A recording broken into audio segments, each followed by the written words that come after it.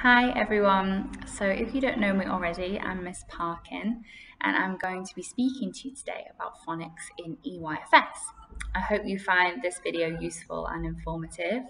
I'll be explaining what even is phonics, how we teach it here at RAS and what you can do to support your child at home. So let's get started. So what is phonics? Phonics is a method for teaching reading and writing.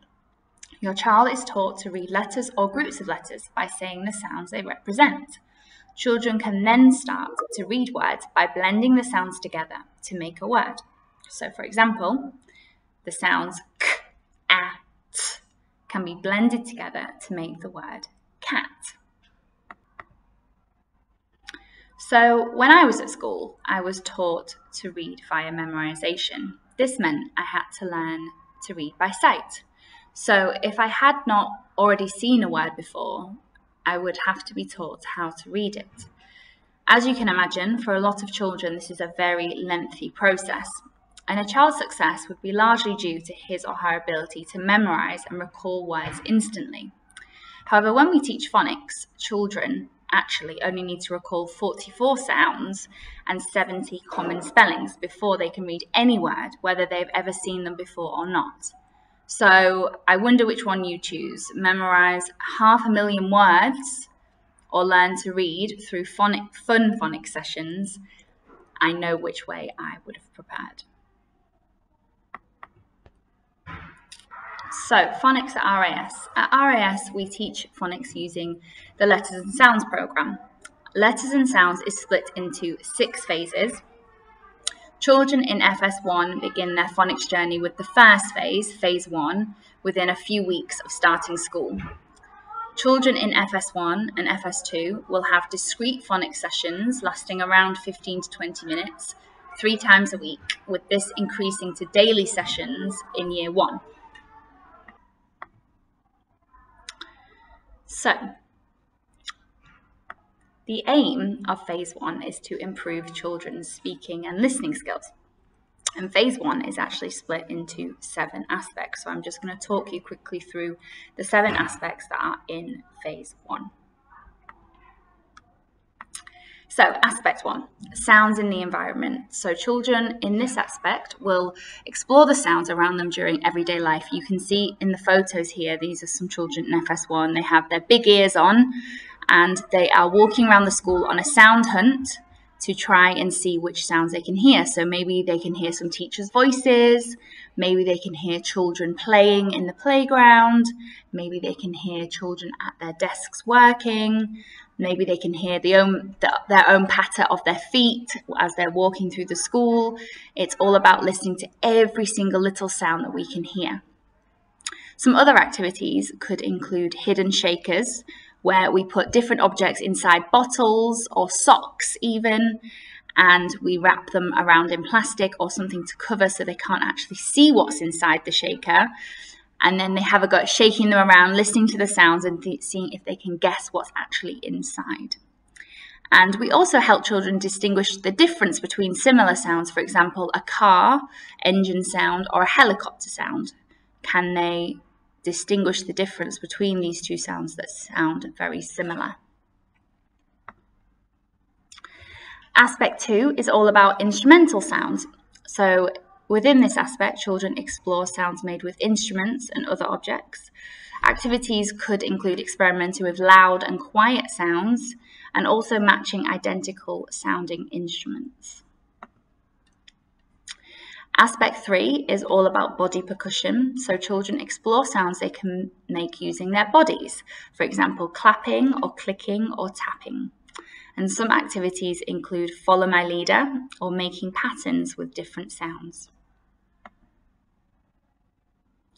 Aspect 4, this is a really important aspect, is all about rhythm and rhyme. So this aspect helps children to be able to recognize rhythm and rhyme and begin creating their own. Activities include odd one out, so we might say, find me the odd one out of 3 picture cards. There could be a cat, a hat, and an orange, and the children would have to find the odd one out. So we know, of course, the odd one out would be orange because cat and hat rhyme. and also continuing rhymes from our favourite songs and stories. So, for example, singing Twinkle Twinkle Little Star and stopping just before the end of each line at the rhyming word and seeing if the child can fill in that rhyming word for you. Aspect 5, alliteration, another really important aspect, all about initial sounds. So what words start with, what sound words start with. For example, scissors starts with the sound S, or apple starts with the sound A. And children explore words that begin with the same sound. So activities might include hide and seek with sounds, or a game of I Spy. I spy of my little eye, something beginning with the sound B. Also, we play a game called What's in the Box, and we might ask children to put certain objects in the box that start with the same sound. So, for example, from the pictures you can see scissors, sun, and snake, and they all start with the S sound. So the children would put all of these objects in the box and leave out the other objects that do not start with the same beginning sound. Aspect 6 is all about voice sounds, so exploring the sounds they can make with their own voice. This might include mirror play, where the children are looking in the mirror and looking at the different ways their mouths move and the different shapes their lips and mouth do when they are saying different sounds or words.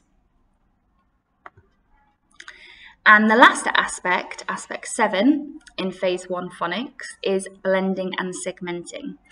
Now, children cannot move on to phase 2 phonics without being really equipped in all of these aspects, but especially blending and segmenting. So children will learn to blend sounds to make words and break words down to hear the individual sounds. Activities include robot talk, so we pretend we are talking like a robot, d, o, g, dog. And Simon says. Simon says, touch your head, head. Or Simon says, stamp your feet, feet. This aspect is not about teaching children to actually visually recognize the sounds. We're not teaching them this is what S looks like or this is what A looks like. Okay, we start doing that in phase 2. This is purely done orally. So, for example, we might have some picture cards and I might say to the children, can you point to the picture of the d, o, g? And then they have to blend those sounds together in their head to make the word dog, to then pick that correct picture card up. So just to go over some of that language, blending is putting together the sounds in a word in order to read it. So blending means we put the sounds d, o, g together, d, o, g, dog, to blend and read. Segmenting is when we want to spell a word, so breaking a word into its sounds in order to spell. So d, dog, would be segmented into d-og. I want to spell the word dog, dog, d-og, breaking it down and knowing that these 3 sounds make that word. So how to help at home. Share a range of rhymes and see if they can identify the rhyming words, so words that sound the same. You can practice oral blending at your home, for example, asking them, can you put on your sock? And see if they can blend those sounds together to make them.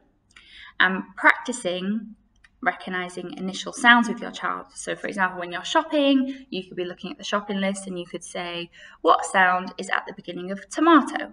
T, t, t. And this will also help to reinforce the initial sounds as well. So let's move on to phase 2. So once your child is secure and confident with all the aspects in phase 1, their teacher will make the decision to move them on to FS, to move them to phase 2. Children will develop their phonics skills at different rates, so please do not be alarmed if other children in the class progress to phase 2 before your own. So, phase 2. This phase builds upon the oral blending and segmenting of the previous phase. Children begin to learn some phonemes and match them to graphemes. So let's just go over that language there. So a phoneme is any one of the 44 sounds which make up the words in the English language. And a grapheme is how that phoneme is then written down. So there can be more than one way to spell a phoneme. For example, the phoneme A is spelled differently in each of these words: weigh, make, fail, great, sleigh, and lady. You can see that this A sound in all of these words, highlighted in orange, are actually, they all sound the same, but they are written differently. Okay, so the sound it makes is a phoneme, and the way it's written down is the grapheme. Okay, and we actually teach the children these words, phoneme and grapheme, which is why it's important for you guys to understand this language as well. Most of the first sounds they learn are single letter sounds. For example, s, at, p, I, n. These sounds are all single letter sounds. But there are also several digraphs. And digraphs are where one sound is represented by two letters. For example, the k sound or the l sound or the s sound. They can be written on their own in single letter sounds, but also written with two letters. And this is what a digraph is. A digraph is two letters that make one sound. So, in phase 2, children then begin to blend those sounds that they've learned to make words. So by the end of phase 2, children will be able to read some VC and CVC words. VC words are those that consist of a vowel and then a consonant. So for example, am, on, and it. CVC words are those that consist of a consonant, then a vowel, then a consonant. So cat, dog, or pen.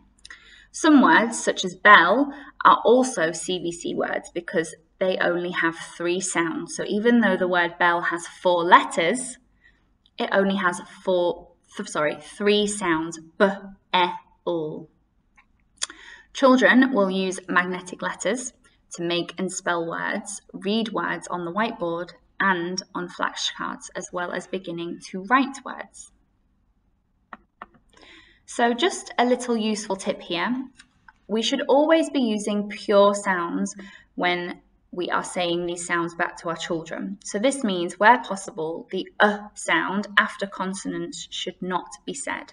So for example, the f sound should be pronounced just like that, f, and not f, or instead of m, and so on and so forth.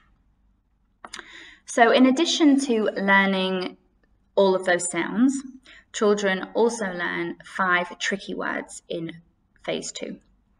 These are I, go, to, the, and no. And these are called tricky words because they are words that cannot be sounded out. So the children cannot use their phonics knowledge, the sounds that they've learned, to sound these ones out. So we say they're just really tricky words and we just have to know them. So actually these words are words that we have to learn by sight, by memorization. Okay, and how to help at home. So using flashcards and expose children regularly to the sounds that they've learned in school, and remember always to use those pure sounds. You could get some magnetic letters and use them on the fridge. Children can practice making certain words with the sounds that they've learnt, and asking children to spell out VC and CVC words both orally and on paper.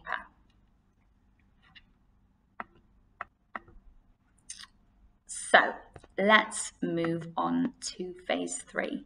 So your child will probably move on to phase 3 at some point in FS2. Although this does vary depending on how well your child has already done at phase 1 and phase 2. So let's have a look at this more closely. Children are taught another 25 graphemes and 11 tricky words. And they'll continue to read and write words and sentences with these new sounds and tricky words. So very similar to phase 2, we're just learning more. These are all the tricky words here: he, she, we, me, be, was, my, you, her, they, and all the tricky words they will be learning. And then you can see the rest of the sounds that they will learn in phase 3.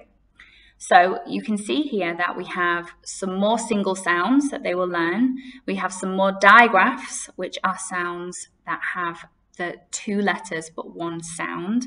And also 4 trigraphs. And Trigraphs are the same as digraphs, except as you can see, they have 3 letters that make one sound instead of 2 letters that make one sound.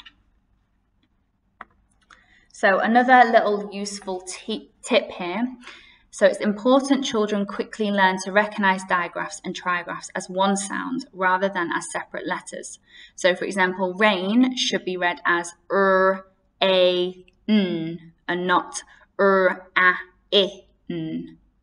So as you can see in the words below, when we're reading the word sheep, it's 3 sounds, sh, e, and p, sheep. Okay, the children need to learn their digraphs and trigraphs quickly, okay, so that they are not reading the separate sounds, so that they're not reading s, h, p, because of course that will not blend together to make the word sheep. The same in the word cook. We say k, cook. Okay, because the double O sound together makes the sound, and children will learn this during their phonics sessions in school. And how to help at home with phase 3. So writing tricky words on flashcards and sticking them around the house. Maybe they could see how many they can read in a set amount of time. Spending time listening to them read their guiding reading books that they bring back from school.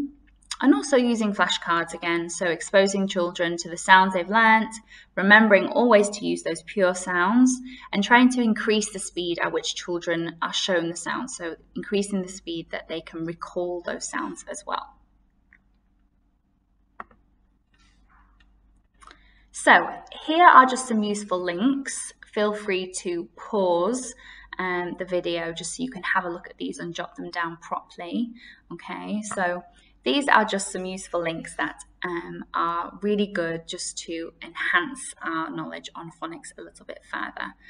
So feel free to have a look at these if you would like. Thank you so much for listening. I hope this helps a little bit. Of course, your child's teacher is always available if you have any questions about their phonics teaching and learning. And I hope you all have a great day. Thank you.